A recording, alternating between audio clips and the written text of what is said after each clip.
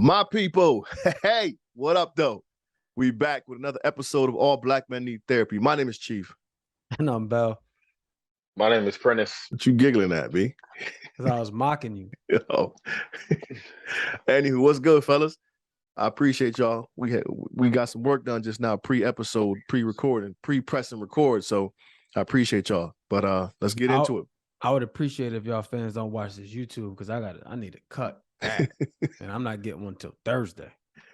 We rolling. So check in, Bellhead. Let's go. How you been? How you feeling? How you living? I'm good, man. I had to call my executive coach and my mentor today, which was really good. I'm in a good spot, man. I got a lot of work to do task-wise from in my new role and trying to get build it, right? I'm in a startup. So I'm building a startup, man, and it's frustrating while encouraging at the same time. So I'm looking forward to that. So I'm in a good place from a work standpoint. I feel good about my operating rhythm as I'm still learning and helping the team where need be. One thing that just happened earlier today is I'm gonna need my wife to have more awareness just in general in life, right? Like she grew up like hood adjacent. You know what I'm saying? Like she didn't grow up in like the hood, but she didn't grow up in like the suburbs either. But it's like because she didn't grow up in the hood, it's like it's a certain shit she don't pick up on. You know what I'm saying? And it just happened just now. Like I'll give you a perfect example, and then I'll tell you about what happened. Probably about like, I don't know, 2-3 months ago. We live outside the right outside the city. So she went downtown to have dinner with a friend. She calls me back, babe, I got a flat tire. I'm like, all right, we have AAA. Get in the car and don't get out of the car until AAA comes. She's like, I'm right in front of South Station, so I should be cool. I said, get in the car, don't get out the car until AAA comes. What's South Station? South Station is like Grand Central in New York. Okay. It's a commuter train, the subway trains, it all comes there, downtown Boston. So she calls me back. I'm like, how long? She said AAA is gonna get here in such and such time, but this off-duty EMT is helping me right now. I'm like, tell him to stop and get back in the car.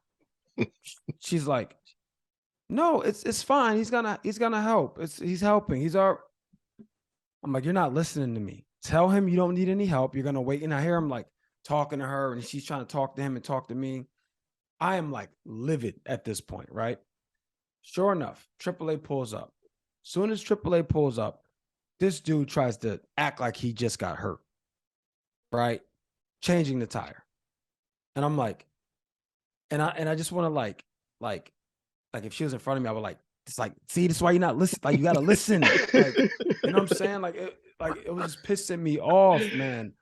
So the AAA guy was like, he tried to pull an Ezel. Yeah, you know what I'm saying? I want 150,000.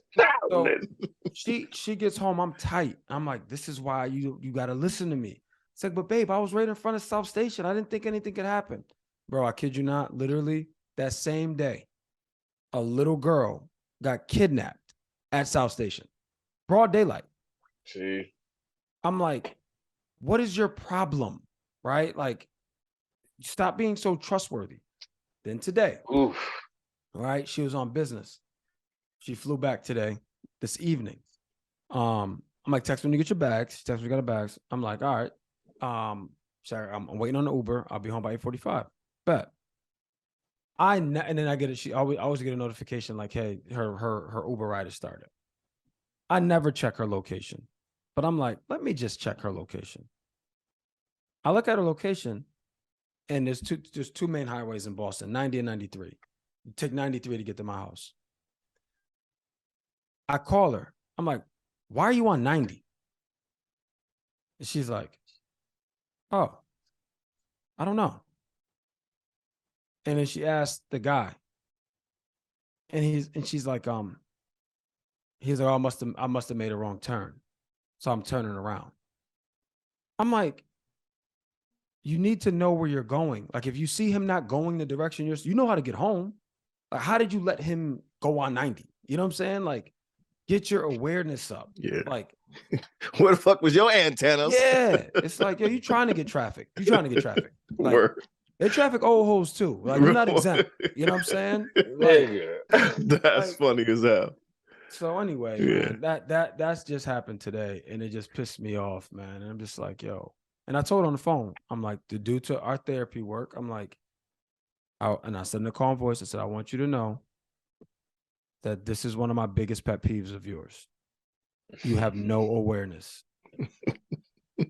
And I am furious right now. She better get her shit together. She be out in Madagascar tooting that ass up. You know what I'm saying?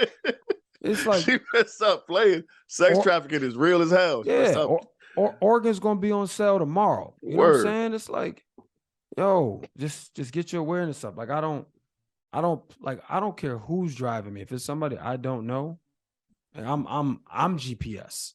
You know what I'm saying? Like, Chief, you was in the car with us. We was going to the airport to Prentice's wedding, and the you probably don't remember, but the Uber guy was going a different way to the highway. I mean, no, you go this way.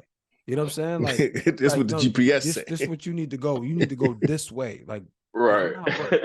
Like I'm always aware, man. I'm always anyway. That's my check-in, man. I had that moment right before we got on to record, and it pissed me off. But you need to get her that T-shirt. Where the fuck was your antennas? Yeah, she made it home. You know? Word. She left made it home. Pete, what's good? Check in on me. How you be? How you feeling? How you live? Oh man, we pushing, man. I got to do an event, shout out to the brothers to Earn Your Leisure, and Dame Dash and 19 Keys, man. They had me come out to this event in Oakland on Friday. They were out here for it. So I got to open the show and met a lot of dope people, good energy, you know what I mean? It was really healthy, it was really fulfilling. I listen to them brothers every day. So, to our listeners, I highly recommend 19 Keys, Earn Your Leisure podcast. The organization, man, they give a lot of jewels on a weekly basis with the stuff they're doing. So it was cool to be in person and soak up that energy and honestly get to meet them and have conversations in private, man, that were really powerful. So I'm still feeling good off that. You know what I mean? That's what's up. That's dope, man. The kids are straight. I got to bring up the podcast over there, which was dope too. So just really trying to follow where my energy is taking me. You know what I mean? Like the things that I'm trying to manifest, man. You may not get them in certain places that you really want to, and it may pop up in that moment somewhere else. So, I'm tapped in, man. That's what's up. Kids are happy and healthy. I saw the baby call her Ma B. Did the baby call her Ma B, yo? It sounds like it. Yeah. I be telling her all that motherfucking curses she be motherfucking doing, but she don't want to listen to my motherfucking ass. That's funny. That's funny. That's funny. But no, they all great. They all good, man. Justice, like I was telling y'all, but Justice he's at this point, man. He likes girls and he's making these decisions, and I know I can't lead him. I can't make him drink the water, but I'm gonna lead him to the water. He just well, you know what they say, player. The water. But you can't make him think. Hey man, he ain't thinking right now. So this is an interesting phase, man. But yeah, they're good, but everybody's straight. That's what's up. Yeah. So as far as me, man, I'm coming back I'm like super tired right now. I'm just getting back, like on the plane today, just getting back from a trip to Florida. Took my mom to Orlando, went to go see the Orlando Magic game. She like fell in love with NBA basketball suddenly. So that's kind of dope. Went to go see a Magic game and she was wow hype. Like she was just really like in her zone. And then we drove down to Miami. She was born in Miami. So we went to her old stomping grounds and whatnot. Got to reminisce on like how my grandmother met my grandfather. Just learned, we learned different things. She was in her element and it was real dope. And she smiled a lot and laughed a lot during the weekend. My mom the type like when she laughs, she like starts to cry. So she spent the weekend like, in tears. And then like there was like 3 different occasions where she was drinking something and something funny happened or we said something funny and she like spit her water out. So it just made for like a real good weekend to see her smiling and having a good time. So it was like a late birthday present for her. She had no clue what was going on. What was Peach's birthday? 13th. Did I text her? I think I texted her. So it was good to just get her out there. And again, it was a total surprise. She had no clue what was going on. My brother told her for weeks, just pack a bag and we out. So it was kind of cool to kind of like, you know, just to get that out and just to really watch her enjoy herself. It felt good. Who all went? Just me, her, and Duck. Duck got his hand tatted? My younger brother, both of his hands are tatted. Oh, okay. Because she had posted something. And I'm like, who's taking this picture with these tatted up hands? Yeah, it's Duck. Both his hands are tatted. Yeah. Oh, okay. That makes sense. But no, that was a really good, just a really good time, man. So I'm happy to be back. Getting ready to get back into some things. And I appreciate y'all, man. We had those who obviously you weren't privy to this conversation, but we had a pretty tense conversation prior to the show. But it was good. It was an accountability check, and it was one of the more sincere ones because we've had them every other month. We try to check each other. Which is part of the problem. Right. Right. Which is part of the problem. But we keep telling y'all we're moving in a better direction. In order to do so, we got to stay consistent and accountable to one another. And we have that conversation. I think, this one landed a little bit more than the rest of them because we've all had our conversations before. But it's dope. So get you some people who gonna hold you accountable and set the bar high enough for you to meet and low enough to help you through it, to help you get there, whatever. I don't know if that makes sense, but you get what I'm trying to say. Nevertheless, let's hop right into it. Tonight's conversation, Eugene, talk to us, baby. Eugene. He really went for the middle. Hell yeah, Eugene. For all y'all, Eugene with an E. Prentice Eugene Powell. Ask about me. All right, so I was just, I feel like there's a big shift happening right now. I feel like the shift is we as Black men. I feel like our generation, we're not okay with not being okay.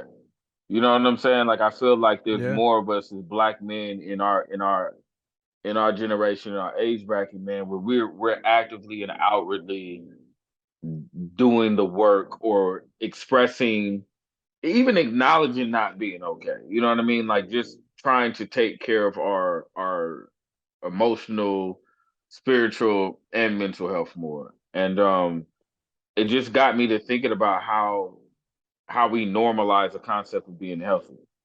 You know what I mean? Like how do we do that as Black men? What are some things that we're seeing in the world right now that's making it a lot easier for more Black men to kind of talk about their desire to become healthier as men in whatever aspect they want to. So I thought it would be an interesting topic to take some time to think about how we do that ourselves.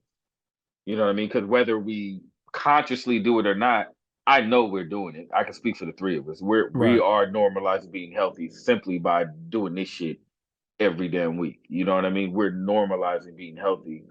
So I thought it would be a good idea for our listeners to get some kind of advice and insight outside of themselves on how we are working at normalizing becoming healthier Black men. It's funny you say that, man, because like I said, I watched the Breakfast Club interview when they had Elliot Connie on there.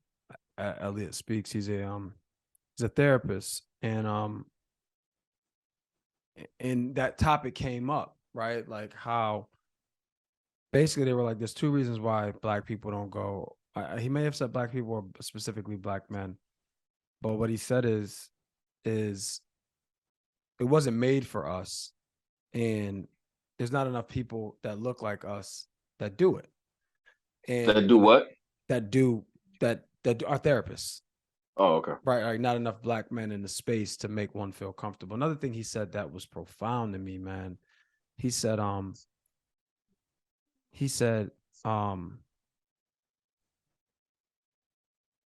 your authenticity is my responsibility as a therapist. Because Envy said, I went to a therapist first time with my wife and I lied.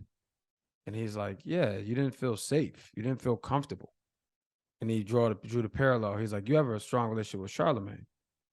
He's like, I would venture to believe that you would tell him something now that you wouldn't have told him 13 years ago when you met him. He's like, yeah.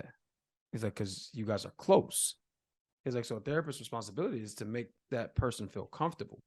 But the one thing that I say all that to say the one thing he said about normalizing what you're being healthy, exactly what you're talking about is, and on that episode, it was Jason Lee on there as a guest host. He was like, there's 4 black men up here talking about therapy. That's how you normalize it. Mm-hmm. You know, he said, and Charlemagne was leading the charge in terms of being vocal about therapy. So that's what normalizing it is to me. It's like talking about it. Like this was taboo, is taboo still in a lot of communities, black communities specifically, right? Minority communities, but specifically black, right? Like that's what I can speak to. And I remember specifically being told when I was younger, only white people go to therapy, right? We don't need therapy. Like ain't nobody business what we got going on. It's like stuff like that. So when that, we all know that's not true, right? But we may not have known that wasn't true then. So through these conversations, we now know it is for us. It is for everybody. It's needed for most, if not all, right? So, but we may not have gotten there as a society if people didn't start talking about it more. I think I do. So obviously these conversations have helped us all in ways that we didn't even think it would happen like that. Because there's been several episodes where we're like, wow, whoa, oh, I needed that, or that was a good conversation, or whatever. But I think for me, normalizing it sometimes is done in a negative light. And I say that because there's always like jabs at me every day, however they come from, wherever they come. And it kind of, you know, the stressors just add up and I'm just pocketing them. And then wait till we have this conversation and then let it all out. You know what I'm saying? So God forbid something happens in that intermediate time where I'm liable to blow a lid, or you know what I'm saying, or something like that. But like I think my normalizing. Can you just explain that one more time for me? So I just feel like oftentimes like I've made it normal to anticipate these conversations versus dealing with some of the stressors in those moments. So not in real time. I'm still compartmentalizing, and then when we get here, like, yo, fellas, this went down. You know, I'll call you up at Bell, man. This one went down, blah blah blah blah. But it's just like I need to do a better job of. I kind of just maybe I don't. Maybe I just shake. I don't let too much impact me. But I'm tired of you saying that just for the record. With a shield on. It's weird though. Because it's weird. But it's not true though, bro. Like I know you well enough to know that you want it to be true. I know you well enough to know that you don't feel that these things can derail you. These things that are within your control, like your emotions, right? But what I'm telling you, Chief, is that shit shows up elsewhere. We have to figure it, because the other day you said to me, like, yo, I don't really hear you talk about like being stressed. Like you said this to me like less than a week ago. Probably on the show. Right. But here's what I know. You're not void of stress. No, not at all. But I can't tell you the last time I've been like, yo, I'm just stressed out. I got so much going on. Like, I'm just kind of like just chopping shit away. Like, nah, I got it. Like, it's not letting. Yeah, but that's not healthy either. I agree. Yeah. Which is suppressing it. Which is to my point. Like, it's that ignoring it or not acknowledging it has become my normal, which allows me to believe exactly it's healthy. Yep. Does that make sense, P? Yeah. So I get what you're saying. So then you may not be normalizing healthy. You know what I'm saying? But in the essence, I am though, because we're having these conversations. But when you talked about making it normal, I'm going, okay, what's normal for me? What's normal for me is I don't really consider myself to be stressed. Like I read the quote and it said, like, you know, you had a bad 10 minutes, you didn't have a bad day. Like don't let those 10 minutes ruin your day. You know what I'm saying? Great. Right. What happened to that 10 minutes though? What do you mean? Like I agree with you. I love that, right? But you said what happens? Yeah, the 10 minutes still happened. Right. So what happens to that 10 minutes? And that's what I'm saying. I think it gets compartmentalized. It gets suppressed. It gets suppressed real quick, and then I keep pushing. You know what I'm saying? Like I'm over 10 minutes can quickly turn into 10 hours. Right. And it can turn into 25 years later. Or 25 to life.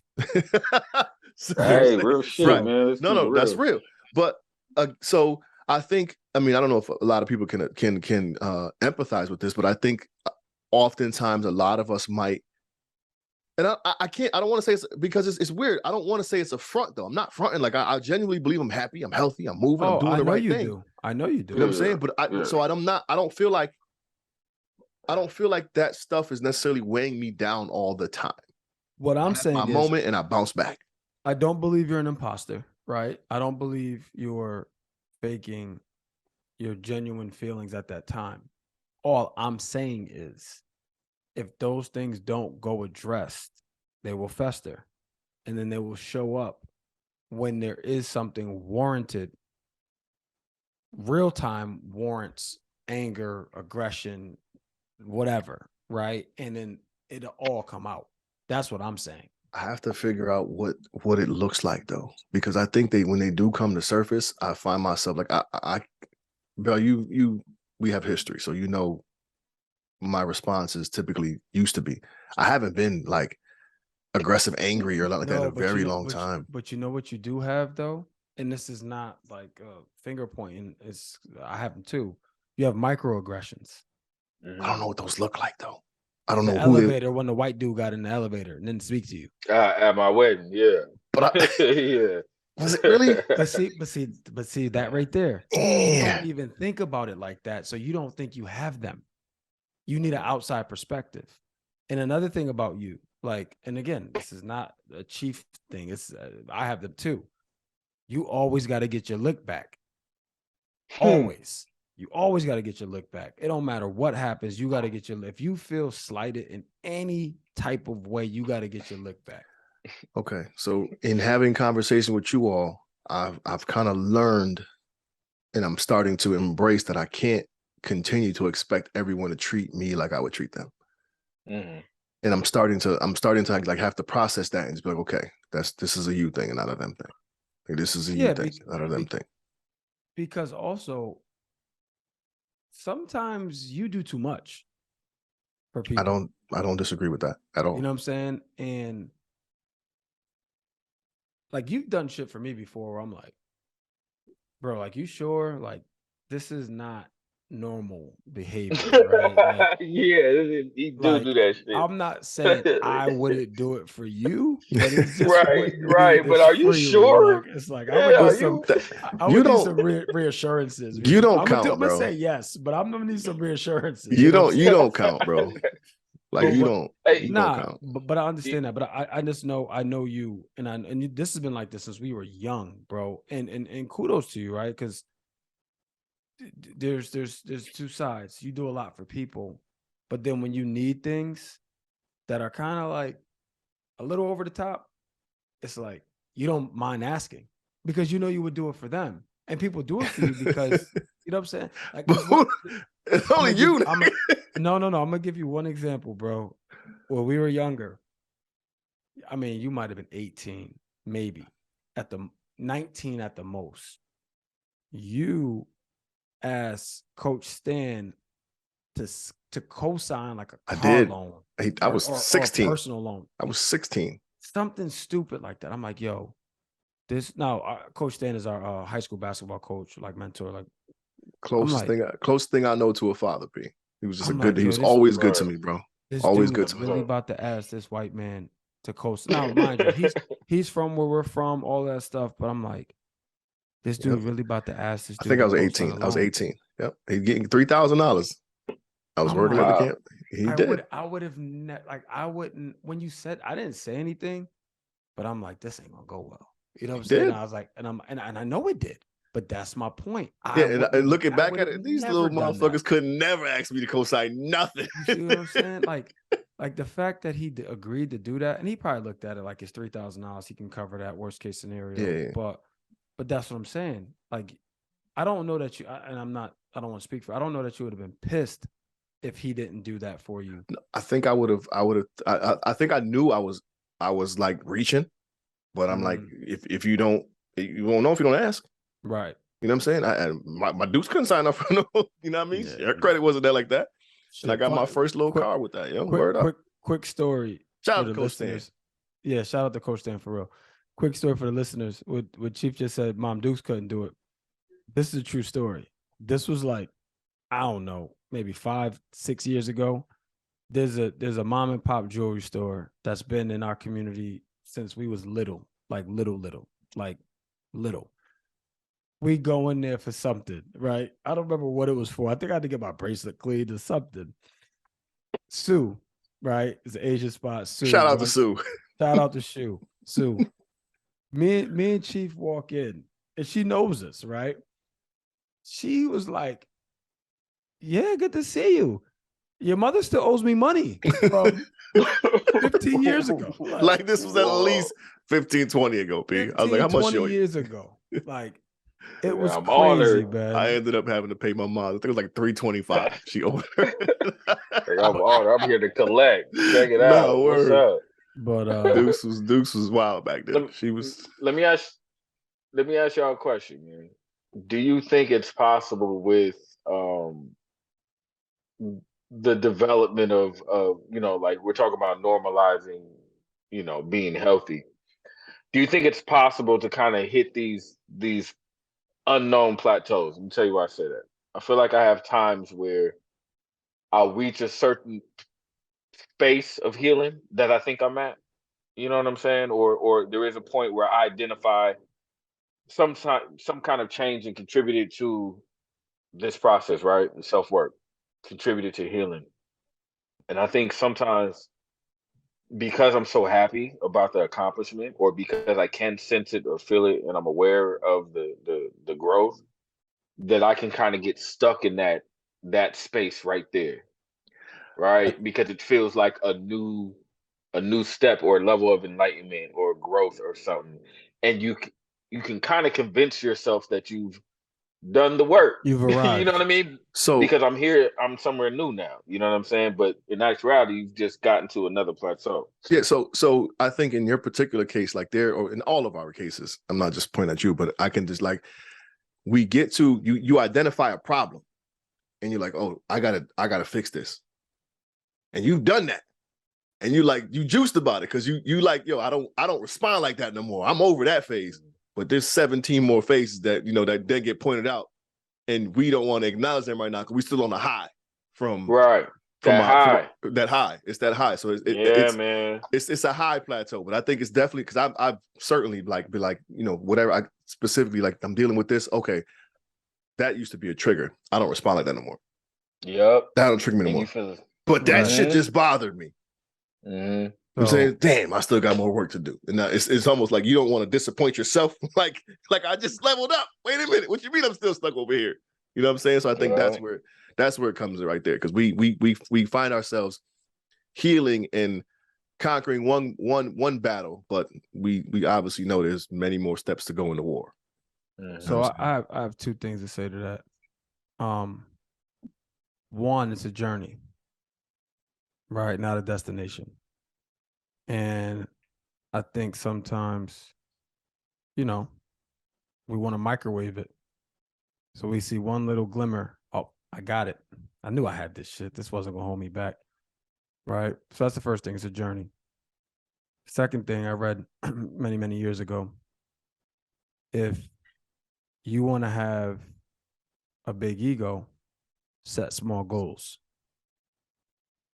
Right. So if your goal is just to get through this one period, yeah, you should feel good about yourself. Right. But is that it? Right? Like, is that all you were looking to get accomplished? All the shit that you've been through, you were just trying to solve this one problem about yourself? Mhm. You know what I'm saying? Like, and it's normal, right? Especially if you've been getting beat up about something, whether it be a relationship or whatever, and then you conquer that one thing. Like, see, I told you I can fix it, right? But it's like, same thing like with you, Chief, right? It's displaced, right? Yeah, that thing's good. But where did that feeling, energy go? Like, you didn't fix it. You know what I'm saying? It's like, I think it's it, but you didn't fix it. I think it becomes a matter of relevance too. Like certain things are more like in this particular moment, this is my issue. Like this is been my main thing bothering me for the past whatever. Let me focus on this. And once you conquer that, it feels good because that's no longer your burden. But then But some Yep. people, do we ever conquer it? And I don't have an answer. I'm just well, yeah, asking I a mean, Yeah. certain question. things, yes, absolutely. Certain things, Yeah. absolutely. But then there's just layers. You know what I'm saying? It's So- many layers. I heard something recently. They said the reason why they say they call alcoholics, they say alcoholics will always be an alcoholic. You're just an alcoholic in recovery. Is to remind them that who they once were and that you can always go back. Right? They never say that. You never hear anybody say I'm a recovering alcoholic. It's like I'm an alcoholic. Right? I've been clean for this many years. I've been sober for this many years. But they lead with where they were and acknowledging it. Whereas what you guys are saying and what me too, I'm saying is we're not acknowledging it. We're actually acknowledging the absence of it. This was an issue. It's no longer an issue. I can see that too, but alcoholism, in certain forms of trauma, I don't think are. No, bro, it's all mental illness, bro. It can all be related back. It can be a coping mechanism, right? True, but I'm trying to give a good example. But the first thing that came to mind was like abusive. Like I'm a wife beater, but I don't hit women anymore. But you know what I'm saying? Still be abusive. But that's my thing. So I'm trying to give you a better example. But I do believe that there are certain aspects of trauma that we can conquer and move forward, and not have to deal with that particular situation again, and not have to be labeled that, and not identify that as a part of who we are. No, I'm not. I get when you just said that last piece. I get what you're saying now. I wasn't understanding. I think at first. I don't think it's about a label. Like, I think it's about acknowledgement, right? Instead of us wanting to be so quick to say that that's no longer our problem, right? Like, I think we can get lost in that notion.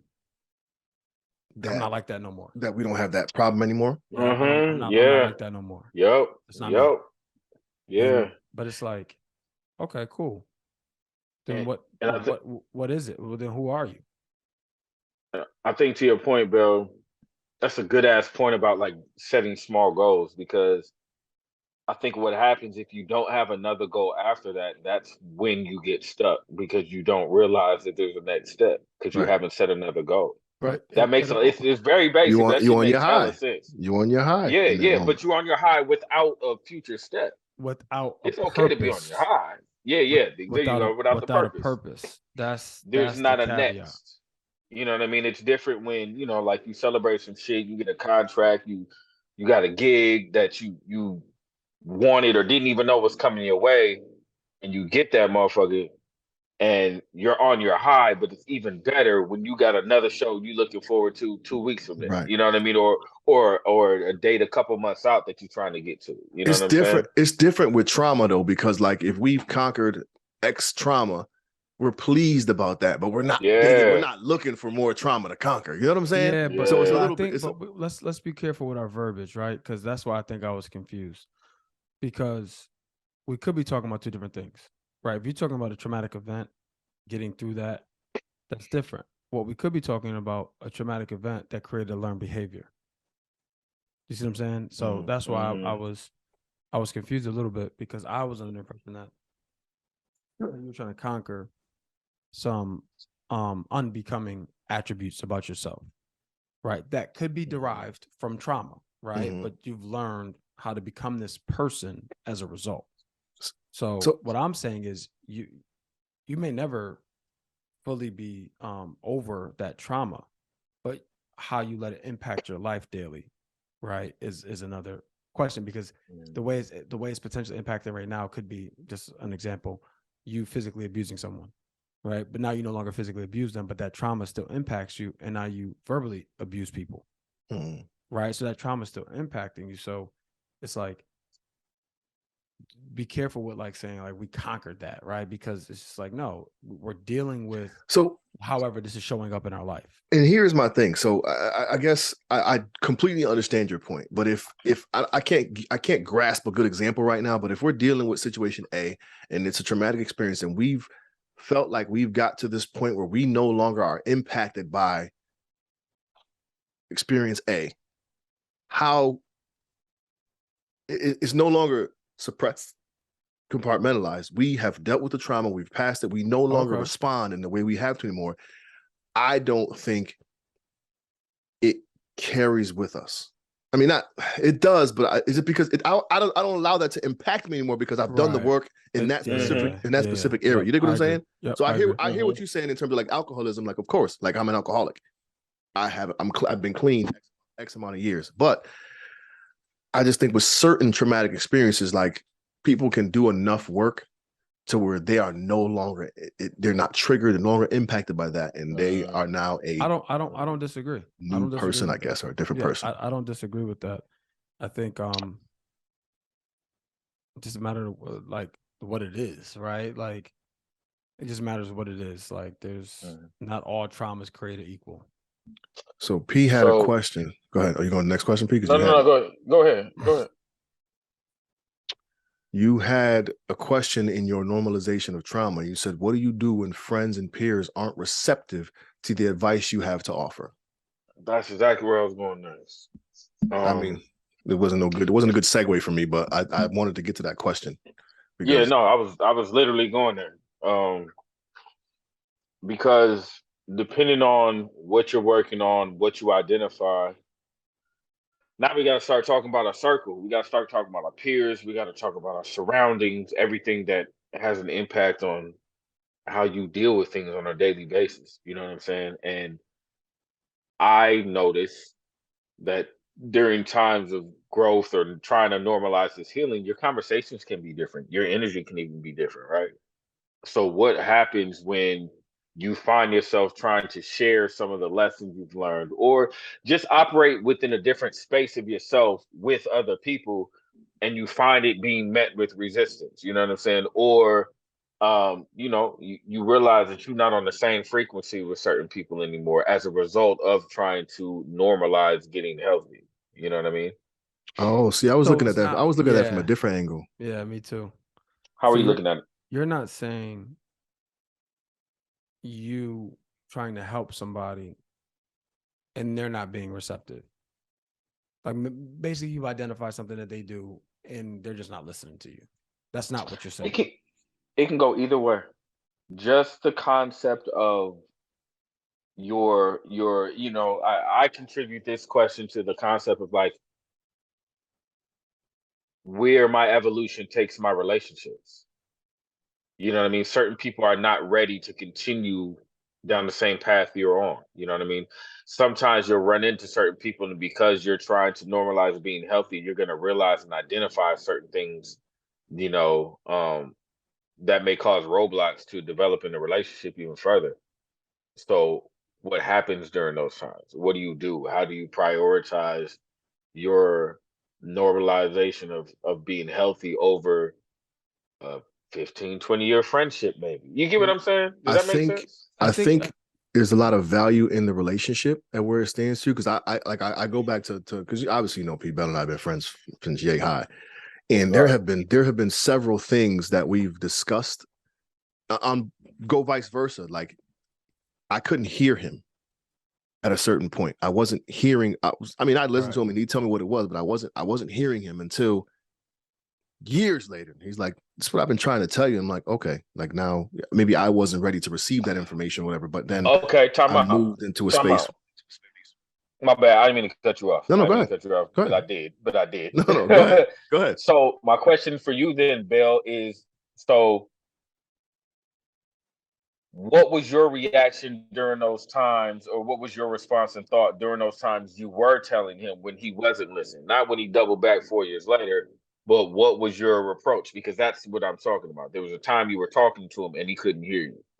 How did you handle that? Before you answer, I don't think it was in my, correct me if I'm wrong, Bell, but I don't think there was a point where I wasn't listening. I just didn't grasp it.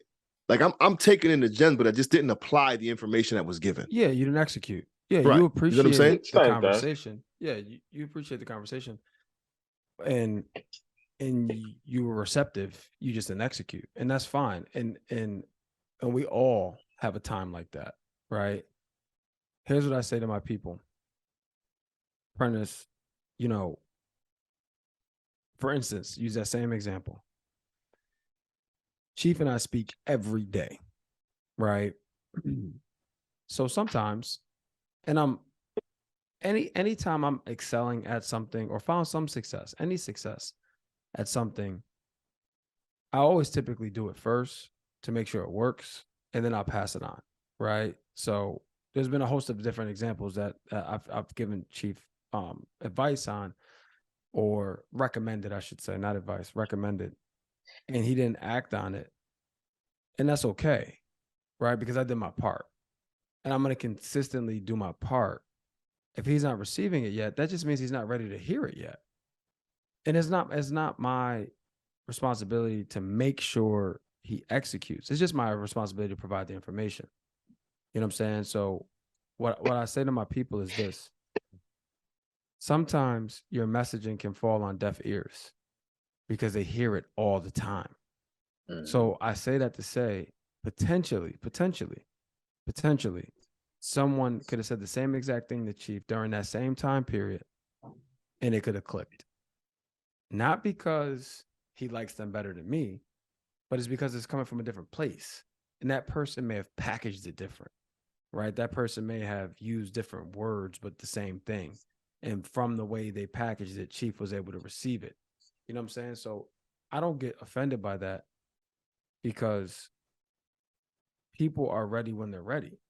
Like, you don't determine that. Like we had this in this other group that I work with. We had this recently. It's like, yeah, you're there, bro, but we're not there yet.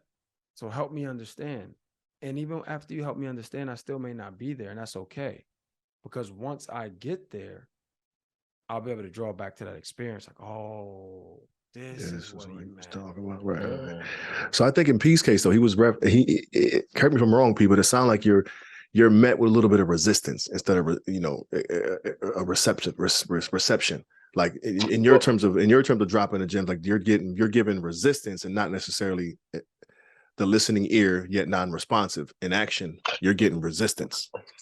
Right, but I think Bell answered the question for me, in a sense of it's really about intent, right? Like, is your job to change the individual with the information you have, or to educate them? You know what I'm saying? Like, we can switch the phrase around a million times about leading a horse to water but not making him drink. Like, it's all one and the same. But yeah, um, I think it boils down to intent and self assurance. You know what I mean? Like, you have to be confident in these normalizations that you're doing. You know what I mean? You have to have some self assurance that what you're doing is what you're supposed to be doing. That way, if you are met with resistance, or people aren't necessarily like as receptive as you'd like them to be to the information, you'll still be able to keep going down your path because it's not based off of what you're getting from anybody else. Does that make sense? Yeah. So I think to this transitions right into your next question. I think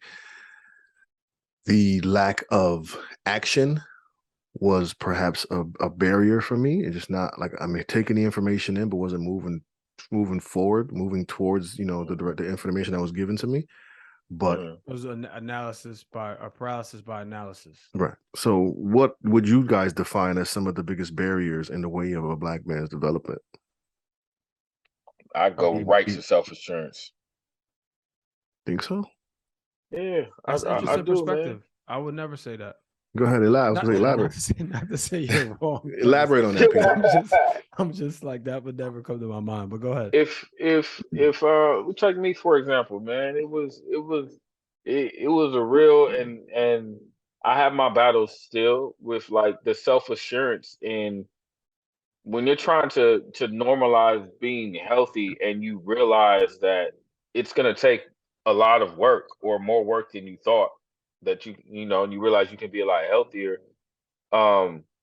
You got to be confident in this decision.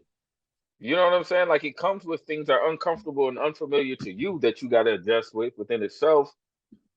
And that can come across the same way around people in your close circle. And who doesn't want approval or support for people closest to them? And sometimes you're not always going to get that. They're not supposed to see your vision, right? For you. They're not you. Their story is different. So I say self-assurance because I think a lot of us have spent a lot of time seeking approval or being told what is acceptable and dope, that we kind of miss ourselves in the process and lose a little bit of that self-assurance when we start to kind of become more of an individual and go down a path that isn't as familiar as the path we were going down before. So you got to have some confidence within yourself about the new decisions you're making in these new circumstances when dealing with other people. Otherwise, their opinions can, I think it can sway you. For sure. But so you referenced something in the beginning, P, and I think it's relative to all three of us in this moment. I think within the past couple of weeks, all of us have had issues with responding or reacting appropriately in the moment. I think a lot of things that hold us back is capitalizing on the moment. When you have opportunities to face to show up, to show up or to face a certain trigger and respond in a way where you didn't respond in the past, or face a certain challenge and go, okay, this is what needs to be done in this moment. Instead, we revert back to maybe an unhealthy trait, an unhealthy habit. And in that moment, we fail to accomplish our goal of beating this obstacle. And then we reflect back on it and go, oh shit, that was, I should have, I would have, you know what I'm saying? But I think a lot of us, scary. Yeah, it does. Because I know for a fact, but we just had this conversation about, I can't remember what it was with you, but it was something like in the moment, just in that moment, it has to be something that you got to recognize and identify and tackle it right then and there. And I know we had this conversation. I know damn sure I dealt with it recently. So I think a big detriment to a barrier for Black men is being able to identify that moment in that moment and respond appropriately. I tell you when it's scarier, when the moment comes and you find yourself reacting the same, and then you have to struggle with the concept of, have you made any growth or maturity because you just did the same thing, or is this a part of the process and you have healed and gotten better, but clearly you have more work to do? You get what I'm saying? Yeah. So is it do we take a bit of a consolation, if you will? Do we take a bit of consolation that we, instead of responding in this negative light immediately, it took us 7 minutes now, or it took us 15 minutes now. So I tried to deal with it until I blew, or until whatever, I made the poor choice. Is there any consolation in that? Can we give ourselves some grace? Can we give ourselves some grace and go, you know what? It's perspective, because if you hauled off and slapped the woman across the face, fuck no, it ain't cool. It took you 15 instead of 5 minutes to do it. You know what I'm saying? I mean, so I think it's a matter of what the results are. You know what I'm saying? That's fair.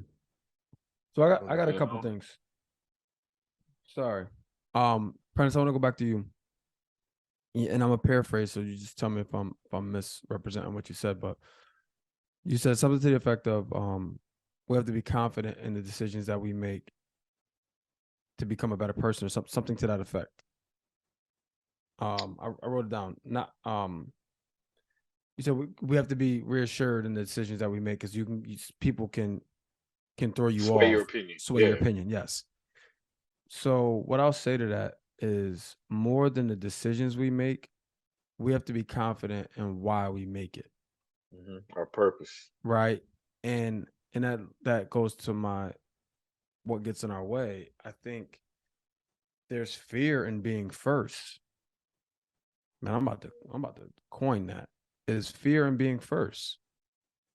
Meaning, if you come from a family that has had generational trauma, right? Battle depression, battle poverty, even, right? Battle lack of education. There's a fear of being first, right? Because it's unknown. There's no path. There's no roadmap. Like, I was listening to Simba from the Bay, right, the other day. He said he was at a Rolex dealer, and Washer, you sent that to me. Yeah. Oh, okay. He was saying how the grandson could date his lineage back all the way to his great grandfather. It started with a watch obsession. And all they had to do is plug the right people in their family to carry on this tradition. There'd be Right. someone. God. So there's no one that's first after that great-great-great-grandfather. That great-great-great-grandfather was the first. He made it possible where it's now plug and play. So all I got to do is graduate college with this GPA, go to this school, make these contacts. I got a business. You know what I'm saying? But what we're all doing, everybody on this call, is we're the first for our family. Right? So there's fear in that. You don't know if you're doing it right. You know what I'm saying? That's why you could potentially be swayed. But that's why I go back to, man, you got to have that purpose, man, because something has to keep dry. I had a conversation with one of my bright stars on my team, but she lacks purpose. So she doesn't know if she's in the right place, right? And the all purposes is the guiding star. That's all it is. It's just so you know you're going in the right direction. And you may not be in a straight line, but you're going in the right direction, right? And when you don't have that, I'll end with this. Nobody's going to convince me that I'm not going to be the first in my family to make $1 million, right? Nobody's going to convince me that I'm going to lead or convince me that I'm not going to be the one to have the first one in my family to have generational wealth, to create generational wealth. You know what I'm saying? Like, I know my purpose. But yeah, work is really hard. Let me just be very clear, really hard. But that's part of it, right? I'm not going to get swayed because of how hard it is right now, because this is part of it. If I want to get there, if I want to be the guy that had the watch obsession, right? If I want to be that first person, this is the work and effort that it takes. And I understand that. Now, I know it's not going to always be pretty, and I know it's not going to, and I know there's going to be things I have to do along the way to help myself, i.e., normalizing healthy, meditating, reading books, right? Like, I'm literally reading my 5th book of the year right now. Like, I'm banging out because I know I need to get right for this journey. But I'm preparing, you know what I'm saying? Like, we can't half-ass it. And I think when people half-ass their health and wellness, is doing themselves a disservice. Or they're doing it for a person, right? Or she wants me to do this, so I'm gonna do this. No, bro, you gotta do that shit for yourself. You're the most important person in your life. Right. I think another barrier, Prentice touched on it a little bit, but I think EQ is a big barrier that holds Black men back. I mean, a lot of us claim to be emotionally intelligent, and I wouldn't say a lot of us claim to be. Well, I don't think so either. More often than not. Nah, they claim to be. Don't act as you such. Think so? You think if they did a poll, more Black men would say they are emotionally intelligent than aren't? I would think a lot of them believe they are. Wow. Nah, I don't even know that. I didn't even think that. Yeah. Well, so then to my point, EQ is a huge barrier holding Black men back. Yeah, one way. You know what I'm saying? To my point, but so I think self-awareness. Yeah, so I think that EQ is exponential in the world of a Black man, and we need to do more soul searching and more digging, because obviously, I mean, as we get older, that becomes vitally important. This goes back to that. Think, my opinion, what I think is more important than EQ is self-worth, man. I don't know. On the Breakfast Club today, or was it the 50 Cent interview? I can't remember, but no, it was the Breakfast Club. We're talking about parenting, and he said, white people, this was Jason Lee saying this, he's half white, white people teach their kids self-worth very early. So that's why they go into jobs saying, I'm demanding this, or I need this, right? Like, they may or may not get it, but that's what they feel they're worth. Whereas we take what is given to us because we're just happy to be in the room. In many cases, yeah. I think it's, that's so dope. It's so dope you mentioned that, because I've been big on that with my kids, and it's showing up now. The past 3 days, Mia has texted me and she's like, Dad, I'm gonna have a conversation with my teacher tomorrow because she wasn't listening to me when I spoke today. That's awesome. You know what I'm saying? And I'm like, and she's preparing me like, just, you know, be ready for this phone call or something, because I didn't, you know, and I'm just like, yo, because I've been trying to get her, because she's like real popular in school, but she's like, when confronted by an adult, because, you know, I'm rigid, I'm stern, I'm strict, but I'm flexible. But she's like learning and finding more comfort in using her voice. It was, you know what's crazy? But we listened to that the disrespecting parents conversation about raising kids, that we listened to that conversation, and since then she like applied that, and it's been 3 times since that conversation, which was like last Thursday, I think. She's had 3 different conversations with her teachers about, one teacher like called me and told me that Mia was late to class, and she locked her out of the classroom. She's like, Dad, it wasn't me. That was it was with the girl I'm always hanging out with, but I wasn't out there. I'm like, well, you need to talk to teacher about that. And she did. And she's like, I felt good to tell her that, you know, I didn't appreciate you because you told my dad something that wasn't true, and then you're gonna get me in trouble. And she's just like, she was in the class and the teacher said she wasn't. yeah, because the girl she hangs with was late, so she closed the door on the people who were late, and she thought Mia was out there. So when I went to school to pick up Mia, she's telling me this, and Mia's like frustrated, and she's like, but Dad, I was in class. I'm like, and she's like, I was in. I'm like, okay, well then you need to tell her, because she told me something that wasn't true, and if she told me something that's not true, then you get in trouble for that. So you need to have that with her, and she did. Miss, you know, polite, Miss, can we please speak after class or whatever? And she talked to her and she did it out. And then today again, she's like, I want to talk to my teacher today because I was trying to talk to her and she told me like, I don't care. Called you and apologized. First of all, I agree. So what she said was, she apologized to Mia, and then she said that it wasn't that day, it was another day, that, you know, Mia's been late before. I'm like, yeah, whatever. But either way, it's more impressive to have my 11-year-old advocating for herself now. You know what I'm saying? So to your point, like that's dope. Nevertheless, I thought this conversation was very powerful. I think we went a bunch of different directions, but I think people will pick up some good gems from this, for real. It's getting late. I'm tired. And I think so tired. And I think we should close it out. P, give us your final thought. What are your takeaway gems from this? You gotta believe wholeheartedly in whatever it is that you're doing. You have to believe 110%, even when those familiar feelings of not believing come up. You have to believe in yourself all the time. And that is my final thought. Go ahead. I don't know if I'm getting eczema or what. Arms looking funny. Oh, yo, I know this is completely off topic. Never mind. Go ahead. I'll tell you after. Final thought.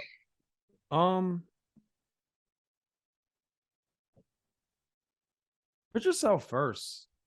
You know, like just put yourself first, man. I feel like I think that's a learned behavior in Black people, man. We just always trying to lift everybody else up, like, you know, which is great. Don't stop doing that, but like give yourself some grace. Like put yourself first. I feel like we come second a lot in everything to our kids, to our jobs sometimes, definitely to our family, like to our spouse. Like put yourself first, man. Like really prioritize yourself. That's my final thought. Too sure you can't come second to yourself. Put yourself first. You can't come second to yourself. You got to take care of you first. Yeah, I get it now, but it's just a weird way to say it. Fuck me up for a second. I took a lot from the conversation, but I'm still holding on to our accountability chat prior to. I think we need to find a group of people who you can tell it like it is and tell how you feel and hold each other accountable, and there still be a positive outcome after. Like I was ready to be like, yo, I want to just shift the energy and have another conversation another day, but we were able to hear it, accept it, receive it, and move forward and put out a good show. I think that's dope. So yeah, don't be afraid to hold your people accountable and have standards for yourself and the people around you. Like, you know, they say, why don't, you know, random complete change of subject, why don't men talk to their friends who ain't taking care of their kids? Because we don't hang around them kids. We don't hang around them people. They don't hang around them kids either. Right. So you keep your circle tight and allow it to be something that helps you continually grow. I think that's dope. They don't hang around their kids either. Late as hell. I'm hella late. That's just Iggy. Them niggas ain't around either. Why am I be around? Oh my Yo, God. per usual, y'all. You can find us on all social media outlets at All Black Men Need Therapy. We about to get a All Black Men Need Therapy hotline. Call us and leave a voicemail. Oh, that's legit. We are. No, for real. So it's about to be dope. Email us at allblackmenneedtherapy@gmail.com. Let us know what you want us to talk about. If you got something on your spirit you think we could talk about, and we'll do that. But per usual, hug a black man today. You can do it with one arm. And tomorrow. Or you can do it with two. We out, y'all. Peace.